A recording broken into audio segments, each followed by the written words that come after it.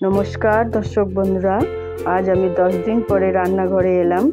10 দিন ছিলাম না, তিরুপতি ঠাকুর দর্শনে গেছিলাম, তাই কালকে অনেক রাতে ফিরেছি। এবার সকালে ঘুম থেকে উঠে দেখি যে ফ্রিজে কি রাখা রয়েছে, তো দেখছি মিষ্টি কুমড়ো রয়েছে আর ক্যাপসিকাম। তো যেমন রেখে গেছি সেরকমটাই ছিল, খুব ভালোই ছিল। তো ওইগুলোই কেটে আজকে ভাবলাম একটু কুমড়ো ভাজা করব, তাই ছোটো ছোটো করে ডুমো করে মিষ্টি কুমড়ো কাটলাম। কাটার পর আমি কালো জিরে আর কাঁচা লঙ্কা, শুকনো লঙ্কাও দিয়েছি, দিয়ে আমি ফোড়নে দিয়ে আমি কুমড়োগুলো দিলাম এবং কিছুক্ষণ নাড়াচাড়া করে ঢাকা দিয়ে দিলাম। এবার যখন সিদ্ধ হয়ে গেলো তখন ক্যাপসিকামগুলো দিয়ে আরও কিছুক্ষণ নেড়ে আমি এটাকে ঢেলে নিলাম।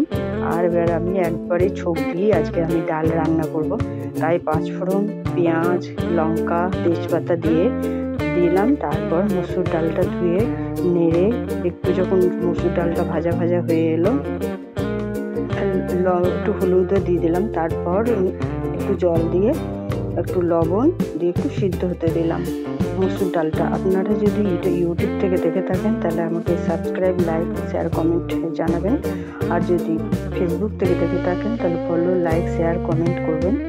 আমি মসুর ডালে একটা টমেটো দিয়ে দিলাম। আরও কিছুক্ষণ ঢাকা দেওয়ার পর যখন মসুর ডালটা গলা মানে সিদ্ধ হয়ে এসেছে, এরপর আমি মসুর ডালটা ঢেলে নেবো। এইভাবে মসুর ডাল খেতে খুবই টেস্ট লাগে।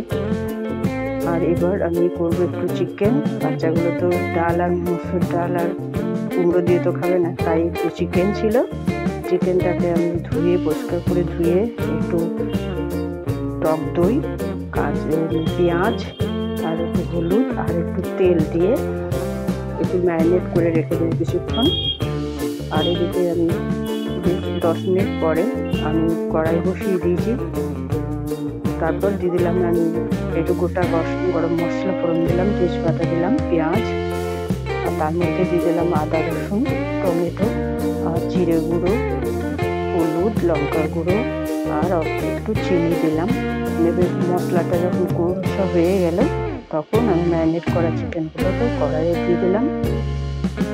কড়াইটাতে জল দেবো না, জাস্ট ঢাকা দিয়ে দেবো। এর মধ্যে জলেই সিদ্ধ হয়ে গেছে, দেখুন জলও বেরিয়ে গেছে আর চিকেনটাও সিদ্ধ হয়ে গেছে। এটা জাস্ট কষা হবে।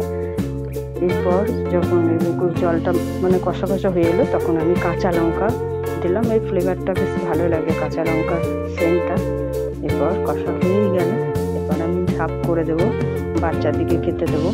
তাই ভাত আর আমি দিয়ে দিলাম কুমড়োর তরকারি, কুমড়ো ভাজা আর ডাল আর চিকেন। কেমন লাগলো আপনারা অবশ্যই কমেন্টে জানাবেন।